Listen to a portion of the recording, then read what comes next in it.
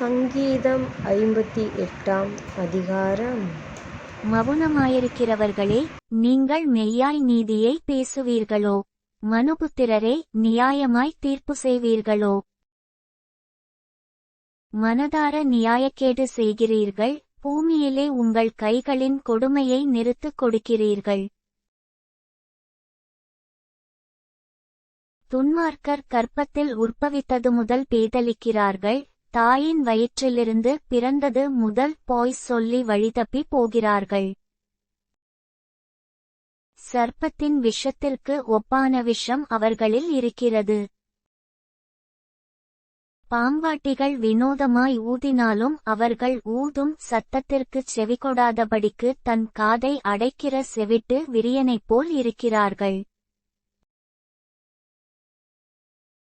தேவனே, அவர்கள் வாயிலுள்ள பற்களை தகர்த்து போடும். கர்த்தாவே, பாலசிங்கங்களின் கடைவாய்ப்பற்களை நொறுக்கிப் போடும். கடந்தோடுகிற தண்ணீரைப் போல் அவர்கள் கழிந்து போகட்டும். அவன் தன் அம்புகளை தொடுக்கும்போது அவைகள் சின்ன பின்னமாய் போகக்கடவது. கரைந்து போகிற நத்தையைப் போல் ஒழிந்து போவார்களாக. ஸ்திரீயின் முதிரா பிண்டத்தைப் போல் சூரியனை காணாதிருப்பார்களாக.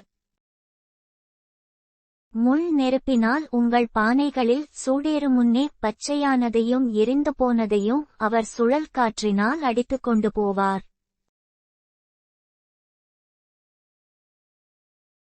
பழிவாங்குதலை நீதிமான் காணும்போது மகிழுவான். அவன் தன் பாதங்களை துன்மார்க்கனுடைய இரத்தத்திலே கழுவுவான்.